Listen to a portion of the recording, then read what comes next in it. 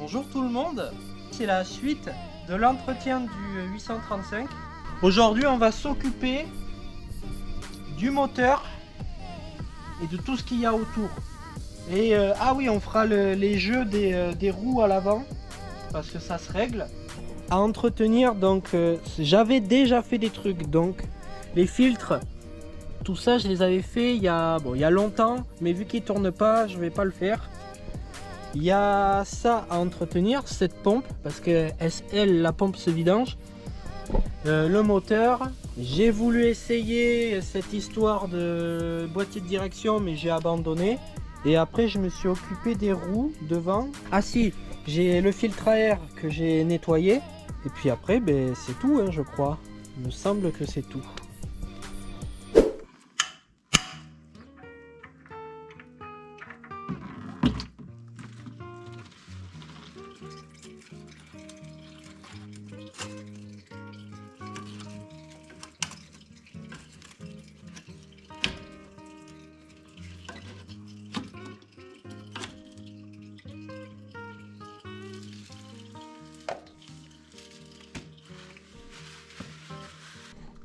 Là, tu peux voir qu'il est pas trop crade. Je sais pas si tu verras bien. Voilà. Quand c'est crade, tu sens que c'est rempli de merde. Là, c'est rempli d'huile. Et justement, c'est l'huile qui te fait la filtration de l'air. Tu vois, là, pareil. Ça n'a pas l'air dégueulasse. En tout cas, moi, je vois mieux et non, ça va. Il n'y a pas trop de merde.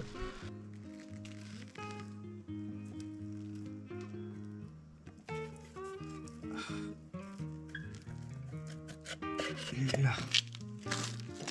Donc voilà. Je vais quand même changer l'huile, ça coûte rien.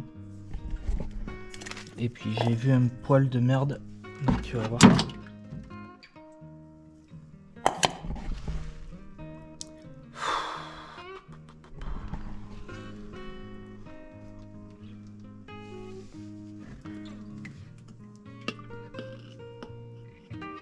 Ça me casse les couilles.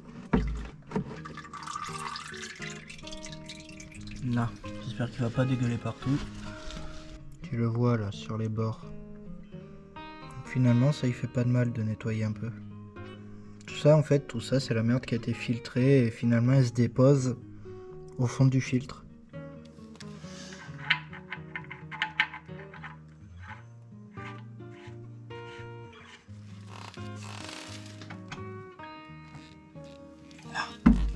Là, les deux bouts que j'ai défaits, ils sont en train de se faire égoutter.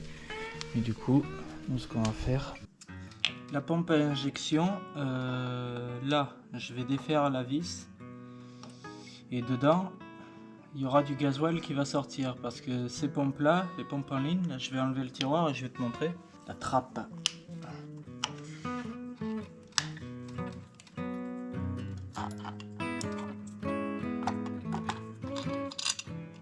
Je disais, cette pompe à piston, c'est des vieilles pompes de l'époque, donc pompe en ligne, 4 pistons. Donc chaque ressort, c'est globalement un piston. En bas, là, tu as une cam, enfin un arbre à cam qui te l'élève en fonction de l'ordre d'allumage. Il se trouve que là-dedans, tu as toujours un peu de fuite de gasoil. Donc le gasoil coule le long, s'infiltre dans le réservoir. C'est un réservoir fait exprès pour lubrifier les cams et les poussoirs. Quand c'est le moment de vidanger, là, comme tu vas voir, c'est quand même assez particulier. Elle est assez fluide. Et normalement, elle devrait même pas déborder. Tu vois, on dirait de l'eau. Donc là, le gasoil va se vidanger.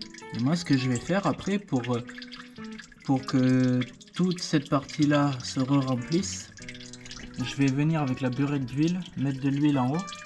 Et après, ça va remplacer. Normalement, l'huile est plus épaisse que le gasoil, donc elle va couler au fond. Et c'est comme ça que je vais remplacer l'huile usée, mélangée au gasoil avec de l'huile neuve. A few moments later. Bon, ça a fini de s'écouler. Du coup, je vais remplacer la vieille huile par la nouvelle. Ce que je fais, c'est que je vais en foutre un peu partout pour lubrifier comme il faut. Et après, là, je pompe jusqu'à temps que ça mette de l'huile propre, enfin que ça dégueule de l'huile propre. J'en mets assez, comme ça au moins je suis sûr que le gasoil s'est barré. Donc là pareil, j'attends que ça arrête de couler et après je pourrai revisser. Là je vais fermer le robinet pour éviter que ça coule comme d'hab.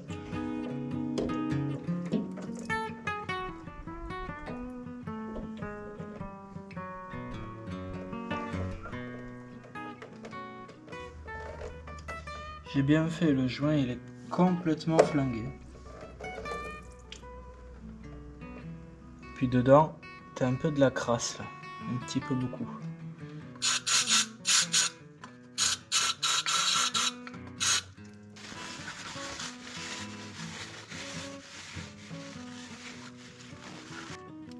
Cloche propre.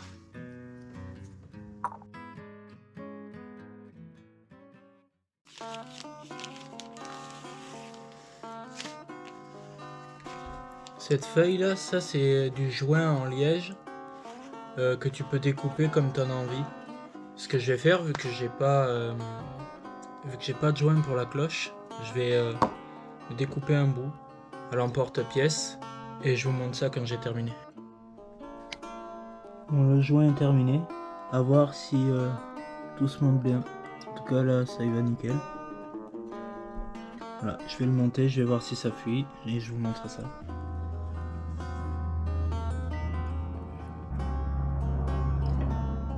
Bon, déjà ça a l'air d'y aller comme ça et ça navigue pas, donc ça devrait aller.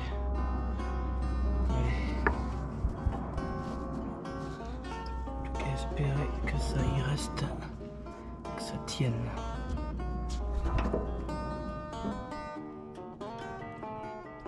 Voilà. Le moment de vérité. Ça sent pas bon là. Là ça va fuir. Ouais, ça va pas.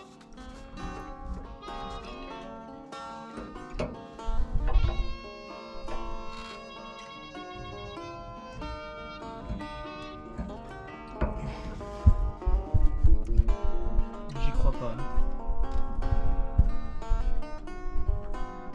Ouais.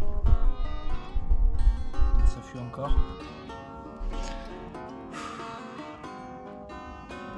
Il va falloir que j'en refasse un autre. Putain, ça me casse.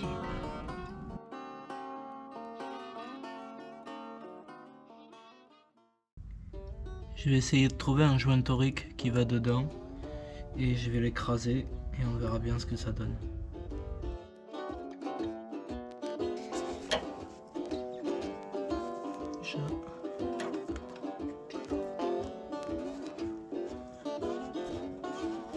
Oula. Et peut-être bien.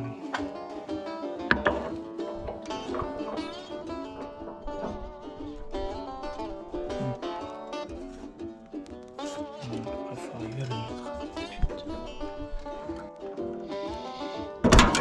Oh.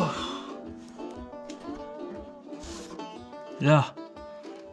Maintenant, faut essayer voir si ça tient. Moment de vérité. Et tu peux y aller, la cloche, je la mets toujours à l'envers.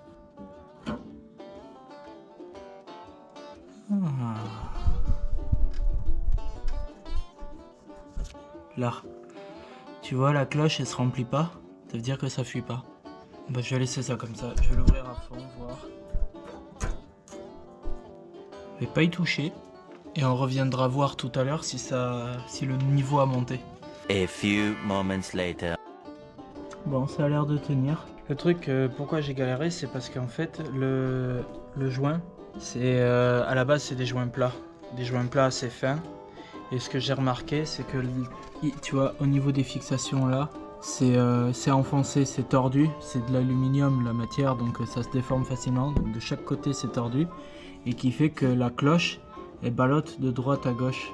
Quand tu mets des joints plats ou des joints assez fins, là, j'ai mis ce joint là. Il fait à peine 1 mm d'épais et c'est pas assez, et du coup ben, ça fuit.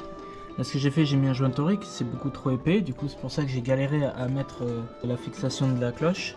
Mais là ça a l'air de tenir, on verra. Là maintenant je vais finir, tu vois, ça coule presque plus, ça gloupe une fois tous les 36-10 mois, donc ce que je vais faire c'est fermer la trappe et après passer à ça. Donc allez, on se reprend là. Allez.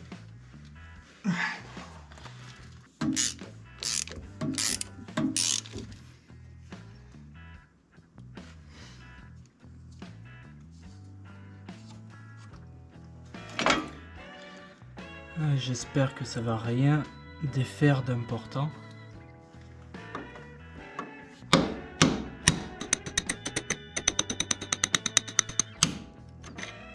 Ah, c'est un échec. Le trou il débouche pas. Oh, fait chier. J'ai tellement la flemme de m'occuper de ce boîtier que je sais que d'habitude faut pas faire le niveau et tout. De toute façon, un jour, je vais m'occuper du moteur, m'occuper de ça, de l'embrayage, de la boîte, du relevage. Je vais tout refaire. Donc tu sais quoi, je vais fermer les yeux et pas m'en occuper parce que j'ai trop la flemme. Je vais remonter la cloche, elle a égoutté, donc je vais la nettoyer. Je vais remonter ça, remettre l'huile dans le moteur. Oh, et puis je vais en rester là. Allez. Donc là, je vais mettre de l'huile au niveau des... Alors je sais pas si tu arriveras à voir. T'as un bourrelet là. Peut-être que là tu vois les trous. Et bien il faut mettre le niveau d'huile à peu près par là. Après je remets tous les filtres et je remonte la cloche.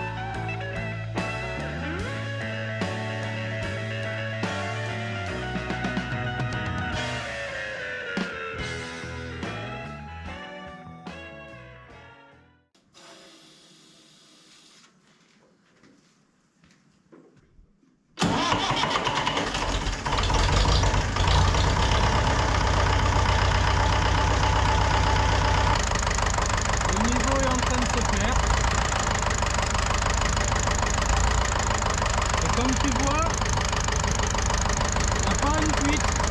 Donc c'est bon là, j'ai bien joué. Ça c'est un injecteur malade.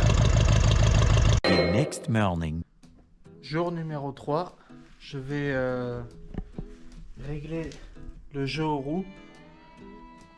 Et surtout changer le capot, j'en ai un neuf. Après je vais faire un bon coup de nettoyage, graisser le tracteur.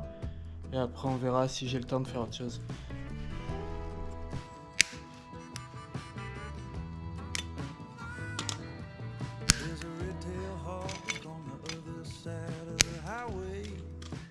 Tu vois ce bouchon là, c'était une réparation provisoire avec un bouchon de dégrippant.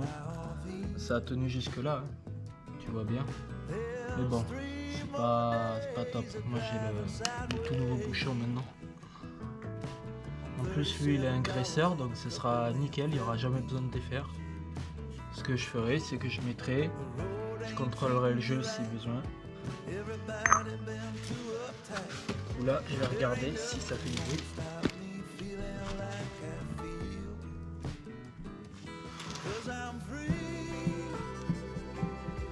Et là du coup, oh, tu vois pas, le jeu que tu pourras voir, c'est celui à la chandelle derrière.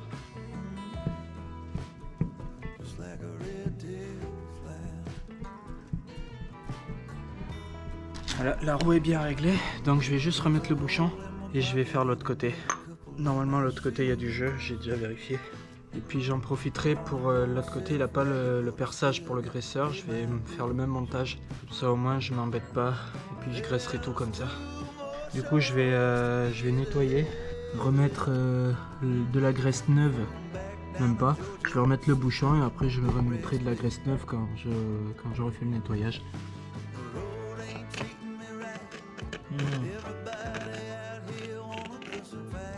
Et il y a le vieux bouchon qui est resté coincé, va falloir que j'arrive à le sortir. Ah, fait chier.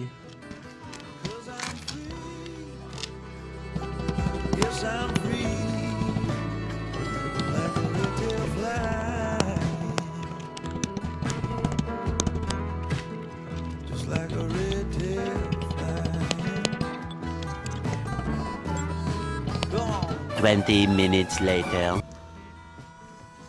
Moment de vérité.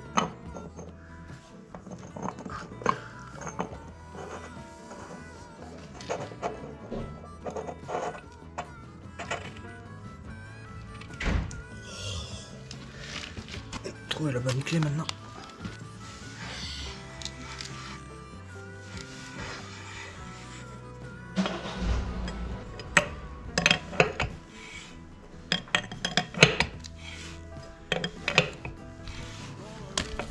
Espérons que lui ne pète pas à son tour.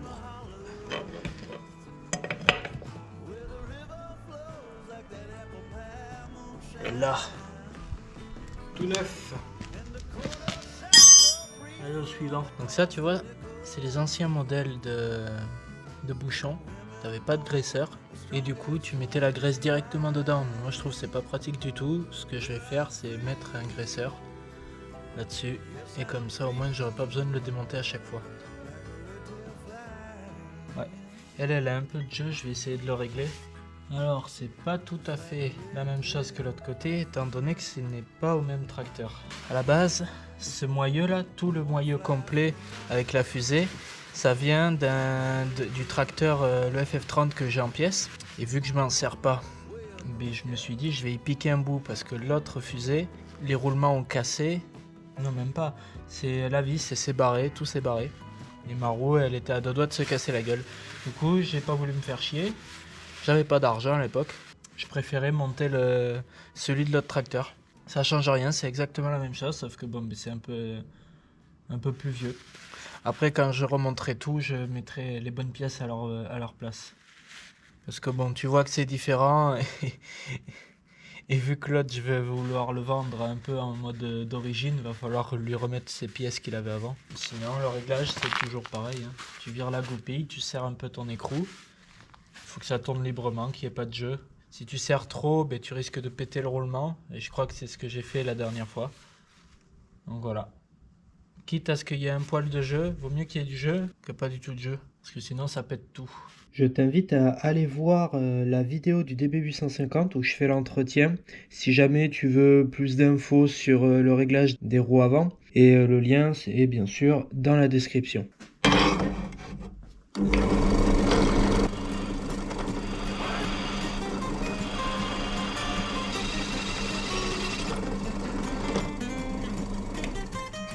Cette pièce, là on a 1 cm quasiment 1 cm d'épaisseur, donc je vais pouvoir décaisser avec notre forêt pour essayer de masquer un peu le nouveau graisseur.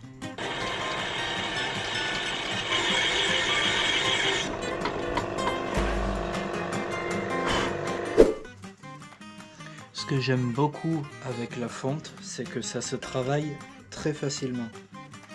Il y en a, ils te disent que oh, tu vas casser les forêts et tout. Oh, j'ai jamais aussi peu forcé pour tarauder, percer. Ça se fait tranquille. Là tu regardes. Même pas besoin de revenir en arrière. Et voilà. Easy. Ça doit être du 7. Et voilà.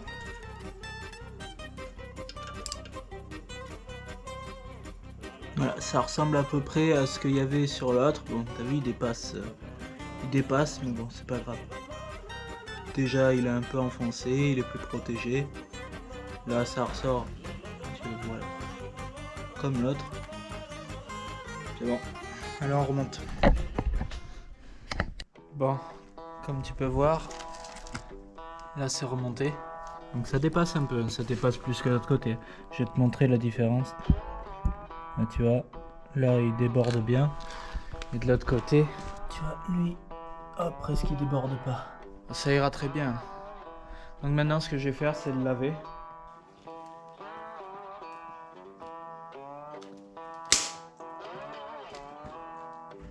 Waouh! Bon, maintenant que c'est fait, je vais faire les butées du relevage. Donc ici, attends, où est-ce que tu peux le voir? Là, tu vois là la molette pour régler ton relevage, elle cogne. Donc de derrière, je pense que tu le verras un peu mieux. Là, tu vois, l'axe ressort derrière et ça vient toucher la trompette. Moi, je veux pas, parce que du coup, ça bousille. Ça me fait un trou, tu vois. Je vais te montrer. Tu vois, ça me fait une marque. Encore là, elle est pas vénère. Et bon, j'ai pas envie que ça me fasse de marque. Après, ça vient appuyer pas comme il faut sur le bras, sur les articulations.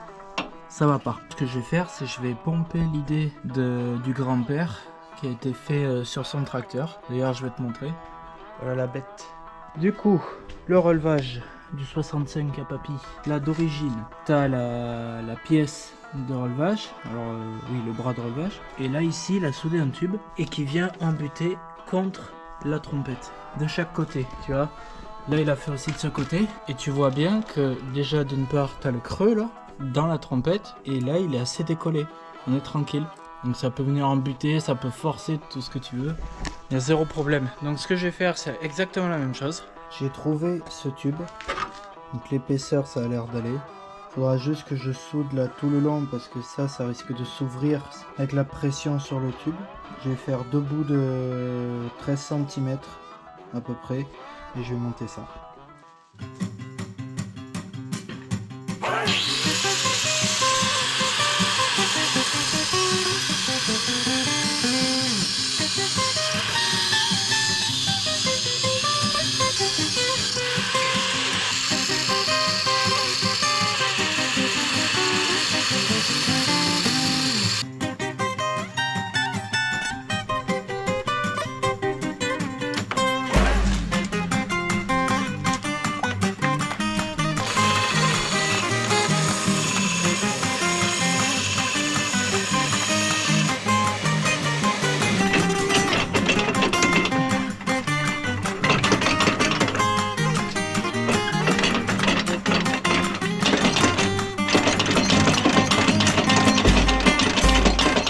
Allez.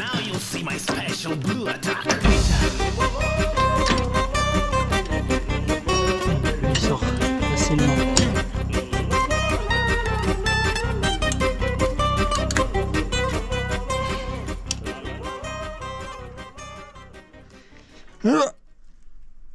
Là. Later. Là. Bon, c'est pas beau parce que j'ai pas voulu démonter. Finalement, j'aurais peut-être dû. Soudure bien dégueu. Mais bon, tant pis, je remonte comme ça. Je remonte tout. Et c'est bon. C'est terminé. A few moments later. Voilà, tout est remonté. Bon, bien sûr, tu vois, l'écartement maintenant, on est à peu près comme sur le 65.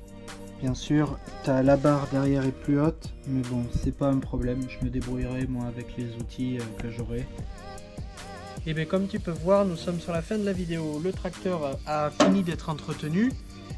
On est parti pour bien longtemps, hein. Je te montrerai plus d'entretien, c'est terminé. Hein, t'as compris comment ça marche maintenant. Avec le David Brown et celui-là, c'est bon, on a fait le tour des tracteurs. Enfin, en gros, t'as capté comment ça marche. J'espère que la vidéo t'a plu. T'hésites pas à dire ce que t'en as pensé. Et moi, je vous dis à la prochaine. Alors, je sais pas du tout ce qu'il y aura comme prochaine vidéo. Donc, ben on verra. Hein. Voilà, salut. C'est bon, tu vois, faut pas se casser la tête.